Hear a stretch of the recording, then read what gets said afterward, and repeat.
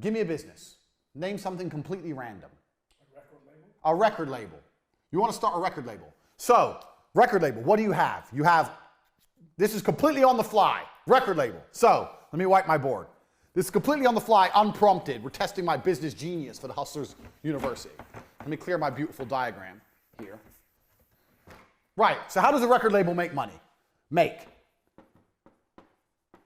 We have make and we have costs. So a record label makes money by selling records, correct? I've never run a record label, so I might be wrong. So you have to sell records. Now, a record label is a digital product, so it's actually harder than makeup, because how can you sell records you don't have? So what I'd be looking to do first thing is test my distribution channels. So costs, you need to find records you can instantly supply, unlike a makeup company. So you need to find artists which are, I wouldn't say struggling, but there's certainly, you need to go out there and find some artists which don't want money up front. So you need to work out some kind of commission deal with artists and say, look, we're gonna give you X amount on the basis of the sales. So you have to find, we're gonna put Broke Boys. Because it doesn't, you know what, at this point, especially with a record label, although you need good quality artists to have a good reputation as a record label, if you have shit ones at the beginning, it doesn't really matter.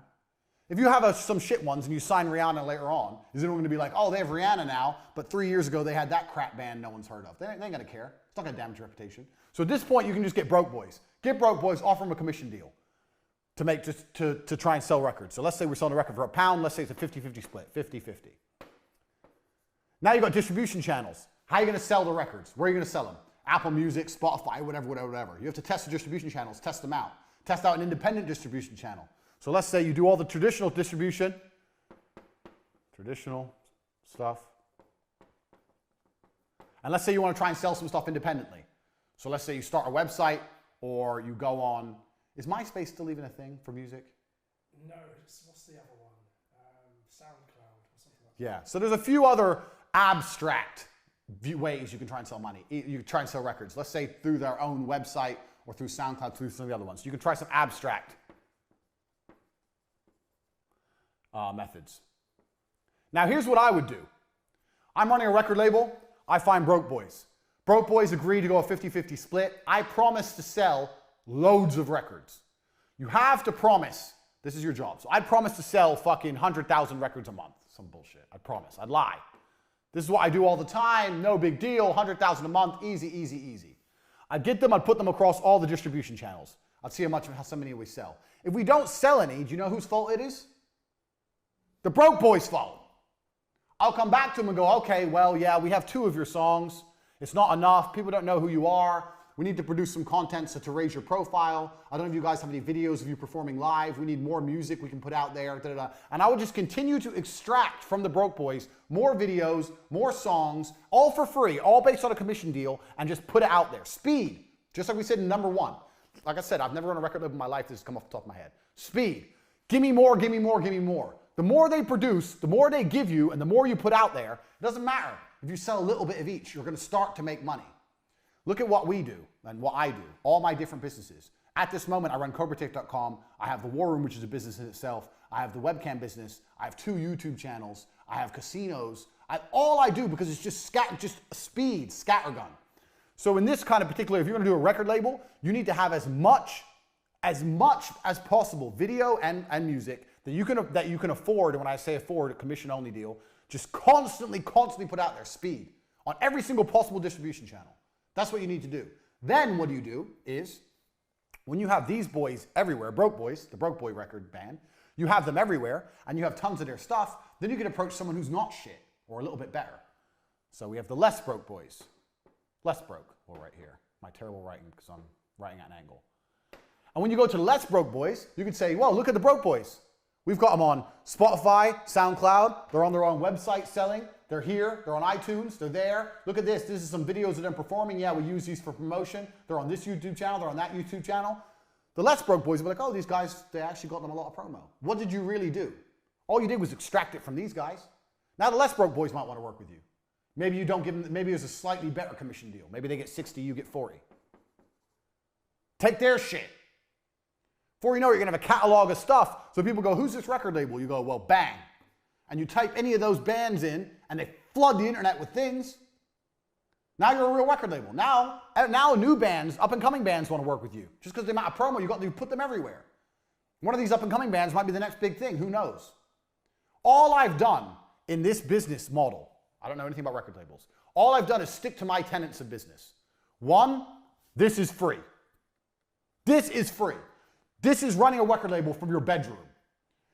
Doing all this is some work on your computer, putting them on iTunes and making a website, whatever. That's all fucking free. Negotiate with the broke boys you can do in a Costa Coffee or a Starbucks. So this is a free business I've just given you. One, it's free. Two, we've prioritized money in. The first thing I wrote is, how do we make the money? How do we make the money? We sell records. Okay, so we need this, we need this, we need this. Prioritize making the money. And the third thing I did was speed, quickly.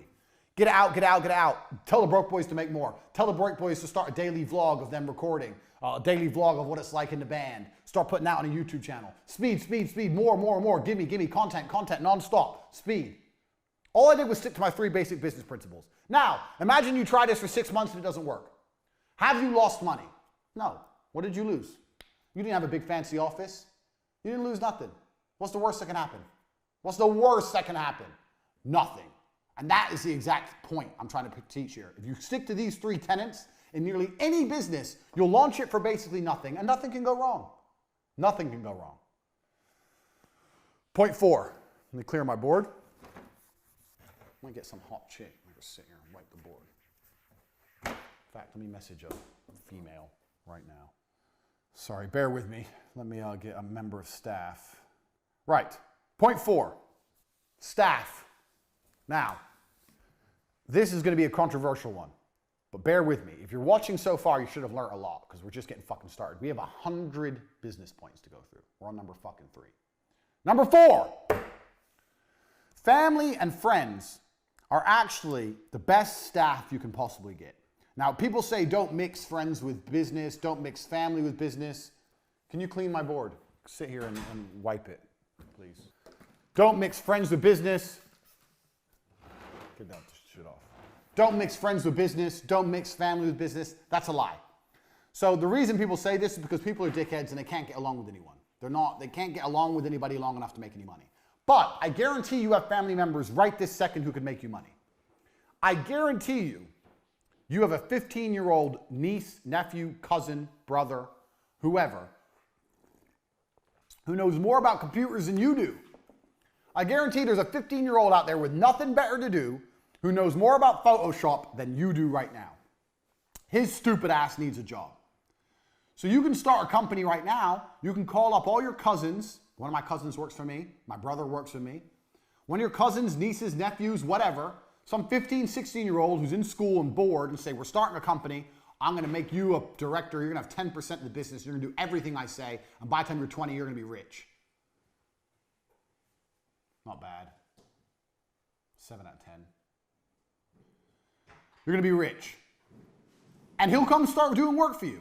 Now, if he won't listen to you, well, then I don't know. If you can't tell a 15-year-old what to do, then you're a dickhead. But me, I always have people I can call on. There must be younger people. You don't need some old person. You need young people. And the reason for this is because young people have nothing to lose. If you hire a 30-year-old man, he has to pay his rent. He hasn't got time to waste. He has rent to pay. He has a car payment to pay, whatever. A 15-year-old, he has nothing. All he does is play video games. So if the business fails, who cares?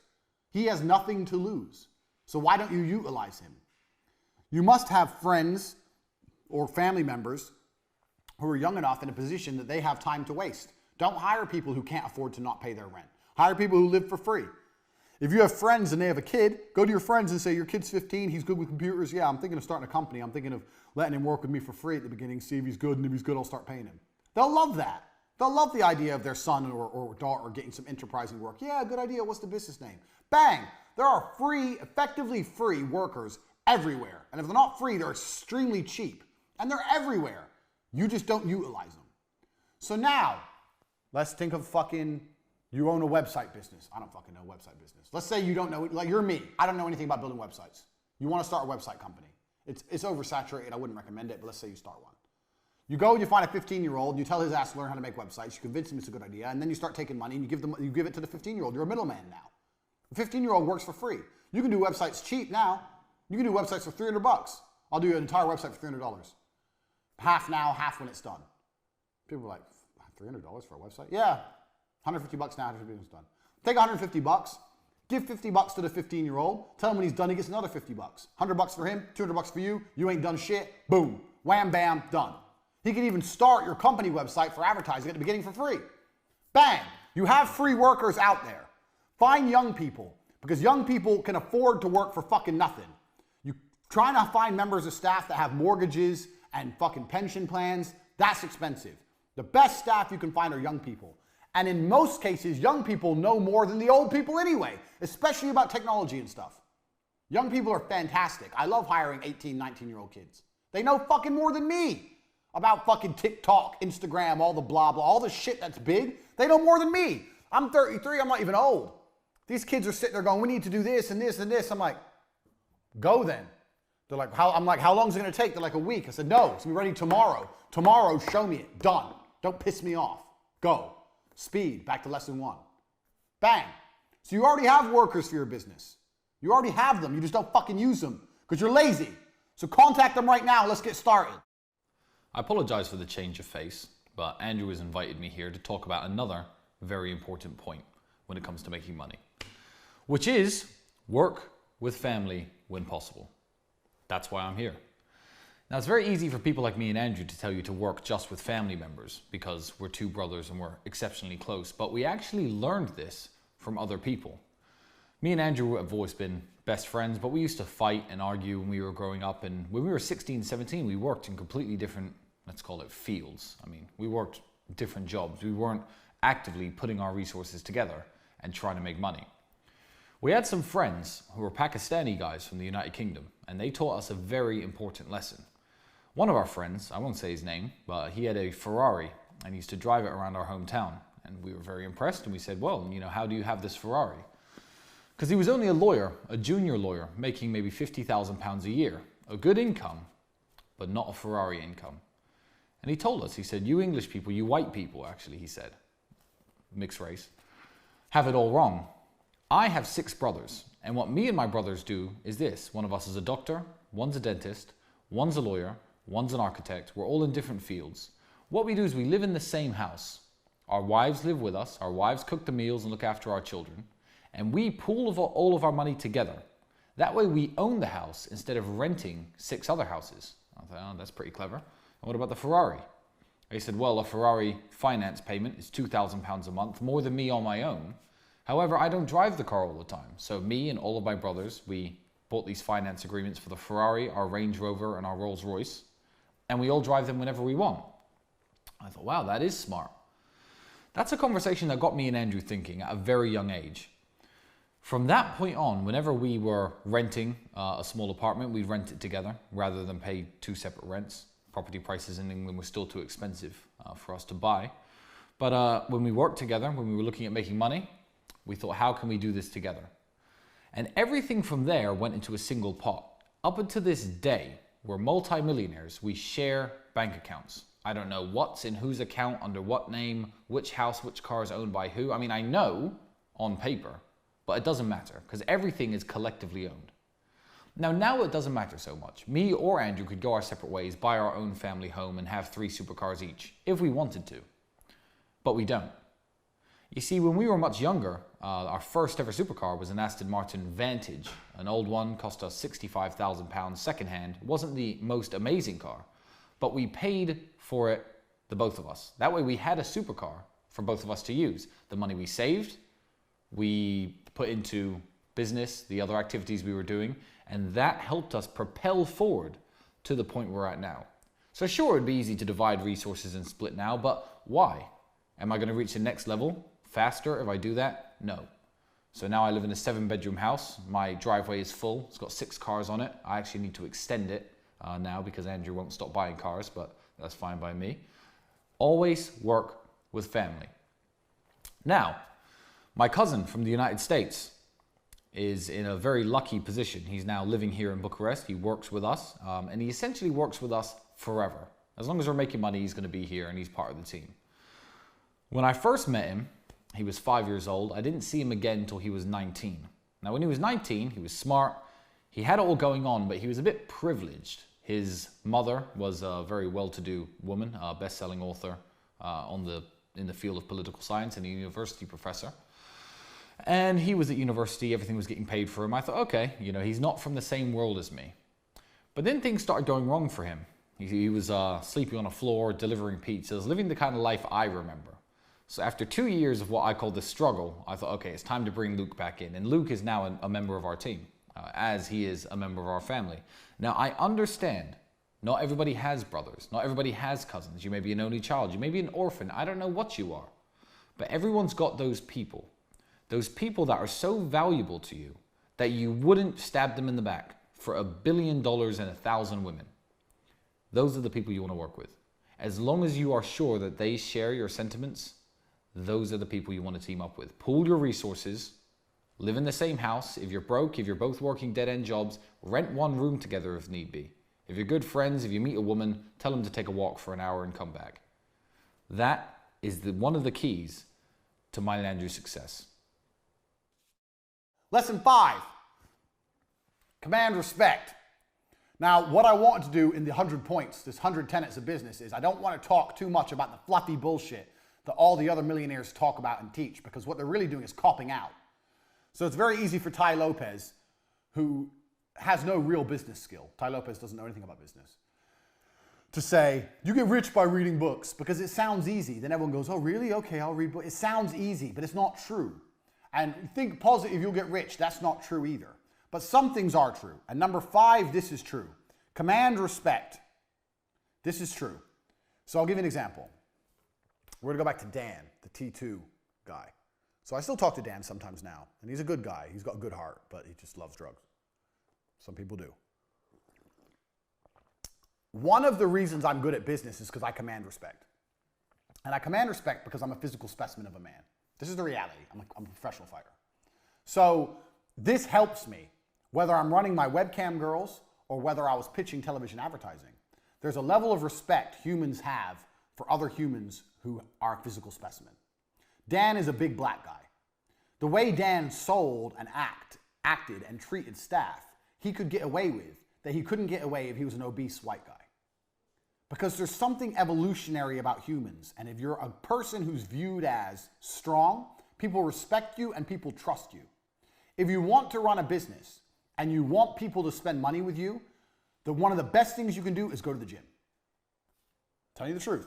Get in fucking physical shape and people will see, okay, well, he's obviously not afraid of hard work. He's obviously disciplined. There's some things that are spoken without being spoken. There's a word for it that will come to me. And having a physical presence is one of them. It helps in business every possible way. If I stand up, when I used to stand up to sell TV advertising in front of people and say, I guarantee you spend $19,000 with me. I guarantee you spend $19,000 with me, you get double back. When they see your product on TV, a product like this, it's going to sell. Do you sell online? Yeah. Where else do you sell? Tesco, Sainsbury's. Oh, you're in the superstores as well. You're going to make twice your money back, guaranteed. If I say that as a big, strong guy who they could tell obviously trained really hard, was disciplined, was not afraid of hard work, that was more valuable than if I was a fat piece of shit. It's going to work. I'm like, well, what the fuck do you know? You just eat pizza. You don't know anything. Go to the gym. Command a physical presence. I'm not saying you have to beat anyone up. I'm saying if you command a physical presence, your words have more weight and it helps in business across all things. Everything. I know webcam girls is a very unusual business and none of you have probably run webcam girls, but I learned a whole bunch about business running my webcam girls. In fact, I approached my webcam girl business the same as I approached every other business, with the same tenets. I started it for cheap with a laptop I already had and a girlfriend I already had. I found out how to get the money in before I found out how to produce the videos. I had people sending me money for these feature-length porn videos, and I couldn't even produce them. I didn't even have a fucking camera. Money first. All my same things. Speed, quickly, get everything produced quick. I did all the same things with all my businesses. But the reason I could have so many girls listen to me is because I'm me. And I'm me because I'm big and strong. I'm Andrew Tate. So if you want to run your business, do not neglect physical presence. Now, you can be successful without physical presence. There's a whole bunch of dorks who are successful. But I'm talking about what I know about business and what I've learned. This is the Hustlers University. And what I'm saying is it will help you. Even if you're Bill Gates and he was super successful and he's a dork, he would have been more successful if he was a big, strong dude. It's never going to detriment you to be bigger and stronger in life, and whether it's in business and every other aspect of life. Being bigger and stronger and commanding physical presence will always help you. It shows discipline, it shows that you understand hard work, and it makes your word more valuable. And sometimes in business, all you've really got is your word. You have to promise people shit and they have to believe you. So if you do that as a big, strong dude, people just believe you more. This is just the harsh reality. This is the hustler's university. I told you it's no nonsense, it's no garbage. If you want to run a company, start going to the gym, get big, get strong. It's going to help you make money. Sooner or later, I guarantee you, it's going to help you make money. This is point 5. Don't neglect it because it's very, very true. Even if it only helps you 10%. 10% is a lot. 10% is the business. 10% is the difference between success and failure. 10% is the difference between a little bit of money and a lot of money. 10% is a huge difference. If you're selling, let's say you're selling $1 million of product and you got a 20% margin, that's 200K. If you had an extra 10% margin because you're the big strong guy and you got 300K, bang, that's an extra 100 grand a year. That's a fucking 911. That's a Porsche. There's a big difference. It's a big difference. So do not neglect number 5 because it's real. Check the guns. Would you, and here, let me prove the point. Would you have bought this course? You bought this course because I'm Andrew Tate. You trust me. You've obviously looked at me and you go, you know what? There's something about this guy. He knows something. I trust him. Would you have still bought this course if I was morbidly obese? Genuine question. I know it's an extreme, but it's a question. If I was morbidly obese in my chair and very, very fat, I'm going to teach you about business. Would you have bought the course? Or would you have thought, fuck you, fat fuck, you don't know nothing? And if you're honest with yourself, you'd think, yeah, you're probably right. I wouldn't have bought from you if you were obese. So that's the extremes. I'm a professional fighter, obese. These are extremes. But the extremes prove the point. The closer you are to in good physical condition, the more likely you are to be respected, and the more likely you are to be able to say things and people believe you. So, get in physical shape. That's point 5. Commanding respect is always going to be able to help you throughout life, especially in business. Point 6. Resell to people you've already sold to. It's the easiest money you'll ever make. So, in T2 television, because obviously we knew we weren't making money. When shit was getting hard, what we'd do is we were selling these 18, 19 grand deals. And one of the reasons we survived so long is we'd get people to sign up, pay 18, 19 grand, make their advert, show them their advert, hope they loved it. And if they loved their advert, then we'd try and sell a bonus airtime package. We'd come at them and say, by the way, we've got a really big purchase coming up for McDonald's, some bullshit. And we're getting airtime extremely cheap. And for only an extra 5 grand, we can get you an extra 100 spots on TV. Some garbage, some bullshit. And try and sell them this extra package. And this package had some profit in it for us.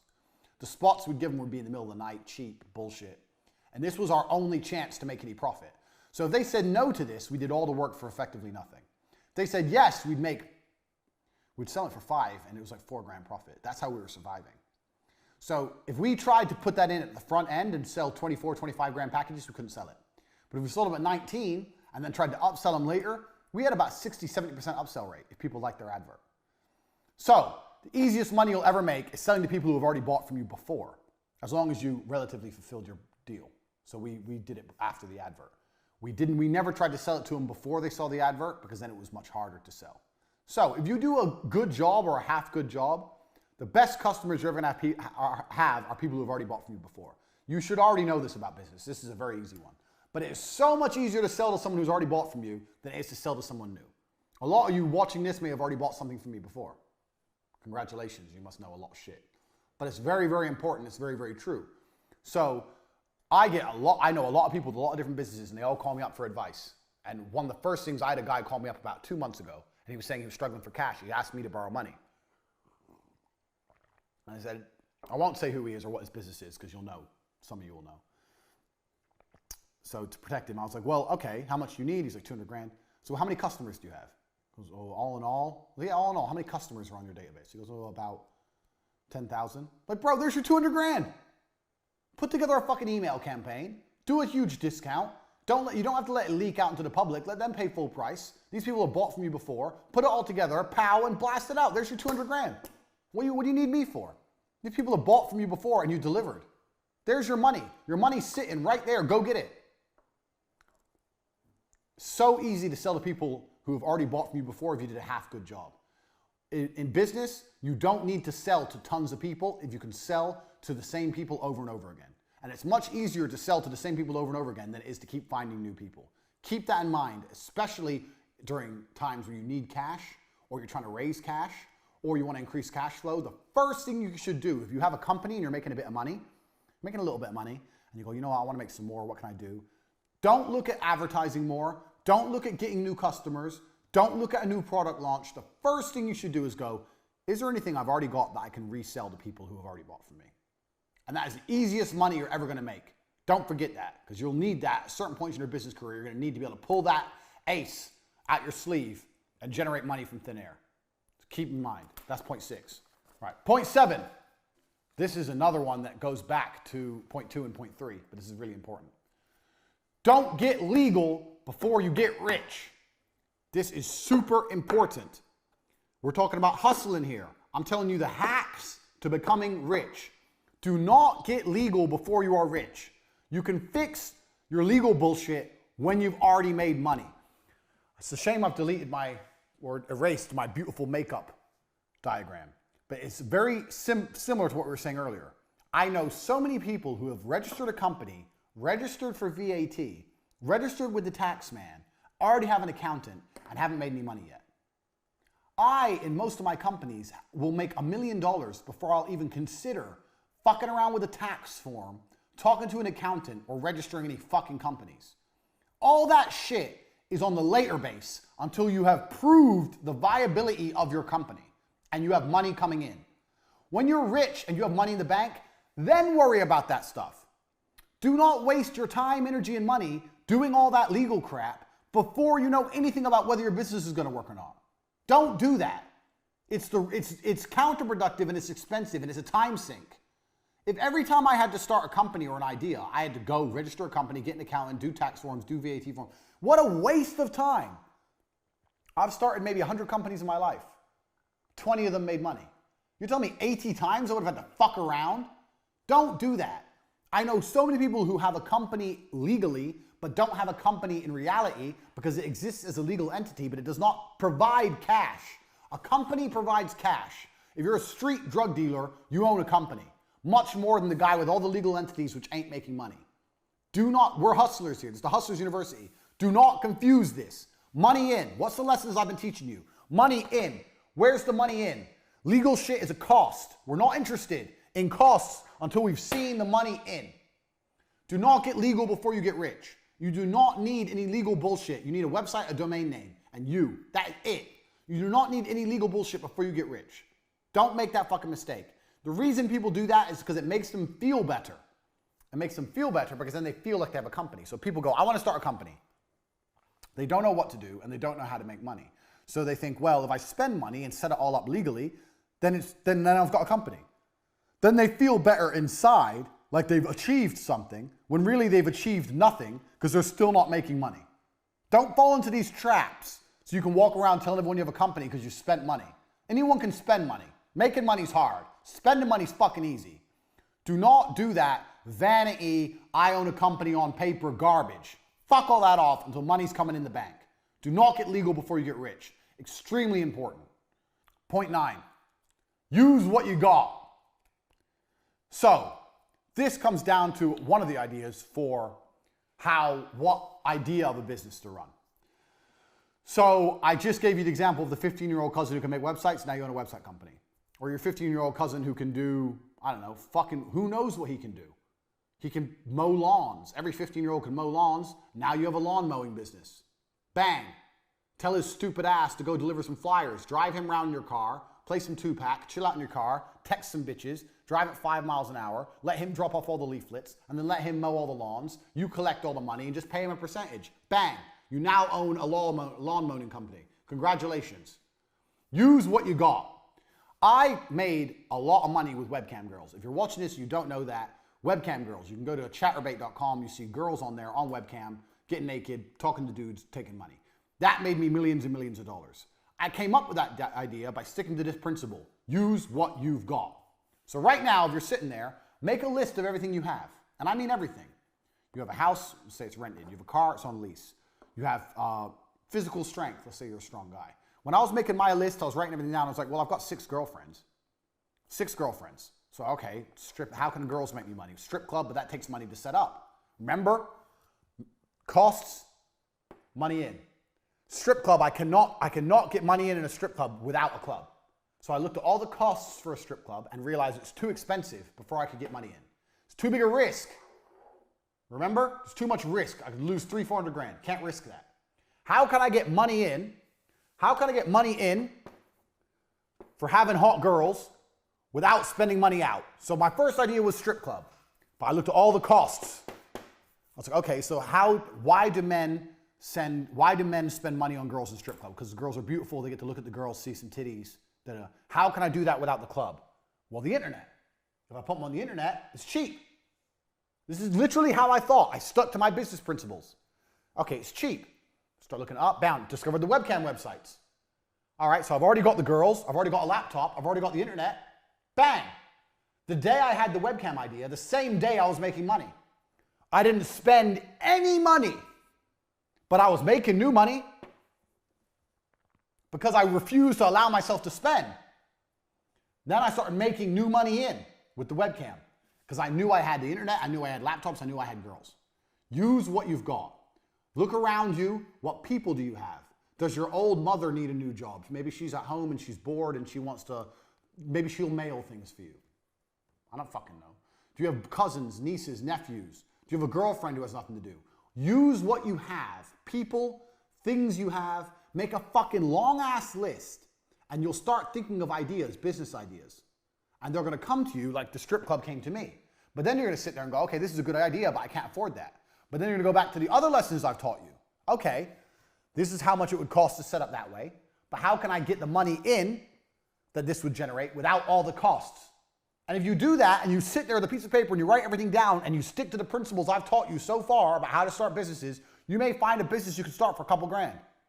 You've already got your staff, a couple grand, you got an idea, you try it, doesn't work, lost a couple grand. Does work, bang, you're rich. That simple. If it starts to work, speed, speed, speed, speed, more, more, more. Lesson 1.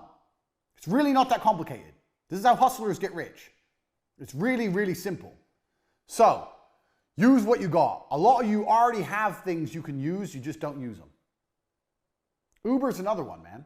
Uber's a fucking perfect one. So, I know Uber doesn't pay very much at all. I know that. But, you know what everyone loves to do when they first get their driving license? Drive. Maybe you have a 17-year-old cousin or some shit, he's just learned to drive. Get his ass on Uber. Rent a car. Find a way to rent a car with unlimited mileage per month. Tell him he's going to do 10 hours of Uber a day to train how to drive. Lie to his ass and say that you, in the Uber app, you can track and make sure he ain't breaking the speed limits so he drives safe. Put his ass on Uber, pay for his gas, and give him half the money and keep half for yourself. Bang. Done. Set him up. Get him ready.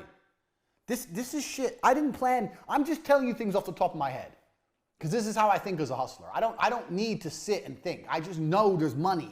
And I find a way to get the money. That's how I am. So right now, you've got cousins out there who aren't driving Uber. If you can convince them to drive Uber, well then why don't they do it without you? Easy. You can talk some shit. Make some shit up. Hey, have you got an Uber account? No. I'll set it all up for you because it's complicated and there's some tax. I'll handle the tax. Don't pay no tax. Just lie. Blah, blah, blah. Get them an Uber. Get them in cars. Bang, bang, bang. Take the money. Done. What are you waiting for? Use what you got. You've already got people. There's cars. There's things happening. You're just not doing anything. Look around. Make a full list of what you have. Stick to the business principles and find a way to get money in without spending money out. And you won't lose. That's what I did with the webcam company. And it made me millions of dollars. Millions. I ended up with huge numbers of girls. All because one girl. I started with one girl, made money, bought another laptop, got another girl, 2 girls, made money, bought a bigger apartment, 3 girls, 4 girls, 5 girls, bang, bang, bang, bang. Before you know it, I had a fucking empire of women. Because I stuck to my business principles. I never spent money I didn't make first.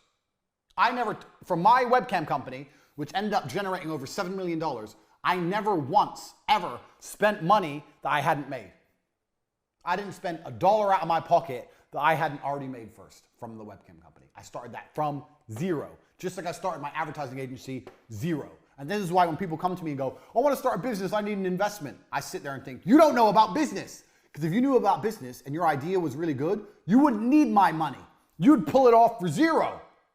If you're talented and your idea is good, You don't need money.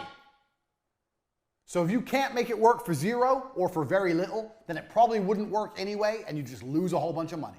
Because if it would work, if it's a good idea and it will work, then money will start coming in fast and you'll have the money you need. If no one's sending you money in to give you the money you need, then the idea doesn't work anyway. So if I put these I take that back. It's horrible. If I put these chicks on cam and no one was paying them, then they weren't hot enough to be in a strip club, were they? Luckily they were. I know my girls are hot, but it's just an example. This way I get to find out if they're good enough for free. This way I get to find out if they're good enough for $200-300 grand. Think about it. Use what you've got. You've already got shit out there, you're just lazy. Point 10, staff. I know a lot of people who are starting companies or they want to start business, and the first thing they say is, I need an assistant, or I need this, or I need that member of staff. Staff need a clear objective. So here's the very simple magic rule for staff. Staff either make you money or save you time. That's a clock, in case you're wondering. Or you don't need them. So a salesman, a sales staff will sell things and bring money in. You'll be able to sit there and see exactly each week how much money that member of staff made you, and you'll be able to make sure that he made you more than he cost you. Fine.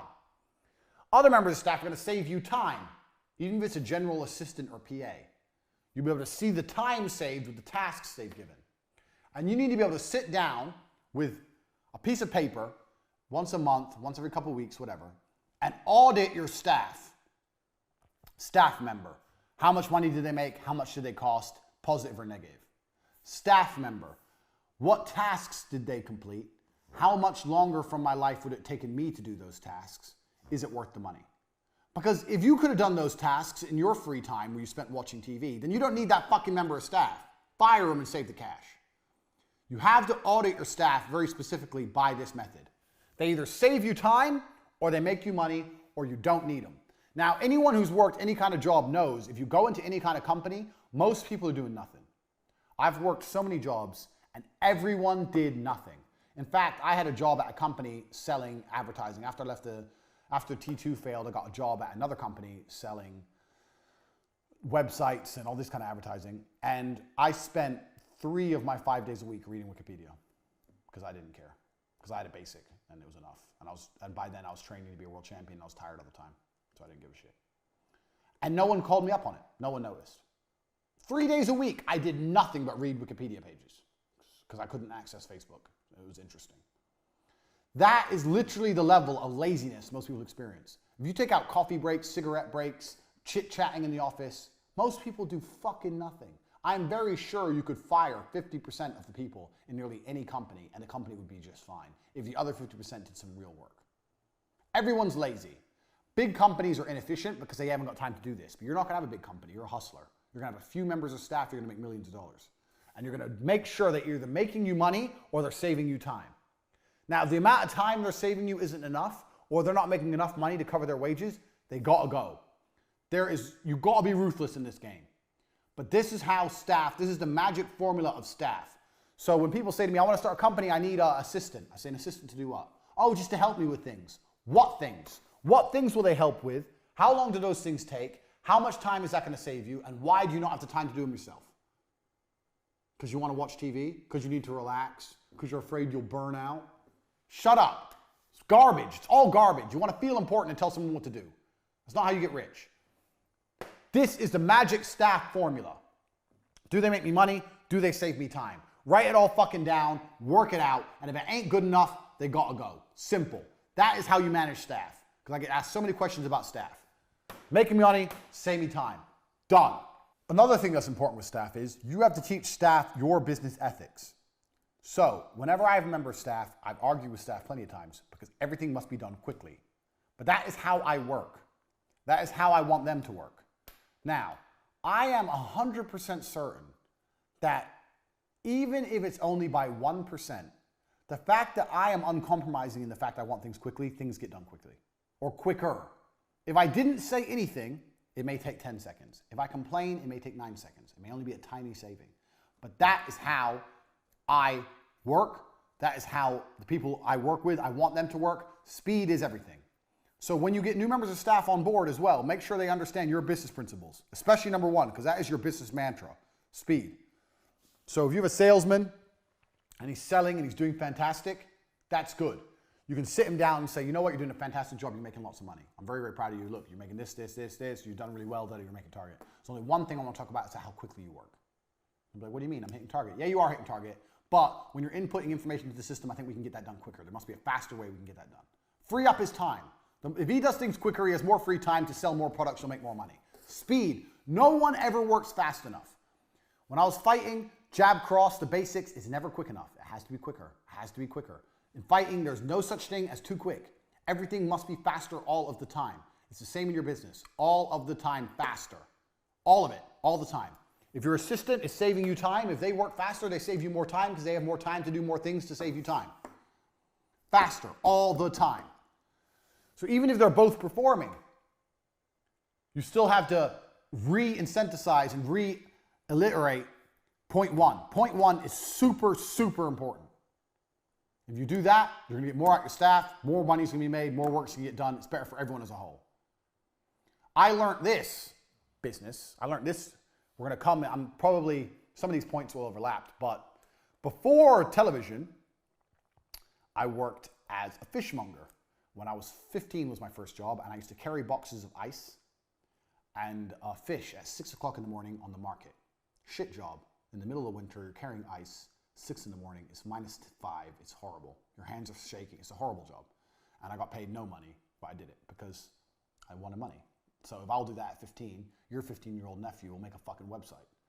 So I used to get up at 5, run from where I lived in Luton to the town center market, run, because I didn't have a fucking car, work 10 hours, and then run home. That's how much energy you have when you're young. That's what I did. And the person I worked for was my uncle. My uncle worked there, his name was Keith, and he always used to tell me, faster, faster, faster, faster. And I was always trying to move these boxes of fish as quickly as possible. And when I was moving all the boxes, I'd say, yeah, but if I finish it all, what's the rush? I'm here till 5 o'clock. He goes, no, faster, faster, faster. He'd always push me to finish it. And then if I finished everything, I'd have maybe 3 hours left. If I walked, it would take me to 10 hours. If I ran like crazy, it would take me 7 hours. So I'd have 3 hours spare. I say, now what do? He goes, there's always work to do. Find work to do. I go, what do you mean find work to do? He goes, find work to do. Find work. If I see you standing around, I'm going to get angry. Find work. That's what he used to say. I'd end up sweeping the floor or wiping the walls, cleaning the walls, some dumb shit. But he was right. And we're going to come to this point later on. If you do things quickly, you have more time to find work to do. And finding work to do adds up. I swept the floor, I wiped the walls. Maybe someone came in, saw the nice, clean, pristine walls and bought some fish they wouldn't have otherwise bought if there was a tiny mark on the walls. Who knows? The point is, the work got done quicker because I was being pushed to be fast. It got done, and then more work happened. Even if it was menial work, more work happened in the same time frame. More work got done. That made me more valuable as a staff member. That's how he valued me. You've got to be the same. Right. That's the first 10 lessons. We have 90 more. The first 10 lessons of the Hustlers University. I bet you're sitting there already and your mind's blown. You're sitting there like, whoa, I've learned so much. I didn't think of it that way. Tate, you're a genius. I know. We have 90 more. We've just begun. If you've watched this video once, I recommend watching it 2 or 3 times. These things need to sink in like second nature to you. You need to be able to recite them one by one. We've talked about how you start companies, what you prioritize in a company, how you make sure everything's done quickly and why that's so important, how you manage staff, how you find ideas to launch companies, what members of staff you can get. We've covered all this in the first 10 points. This alone is enough. This alone is worth the value of what I've taught you. And we've just begun. The first 10 points of the Hustlers University. If you watch this video, I recommend you watch it 2 or 3 more times before you even move on to number 2. If you want to move on to number 2, do it. But you need to pay attention to these because they are the basis of everything I'm going to teach you here on after.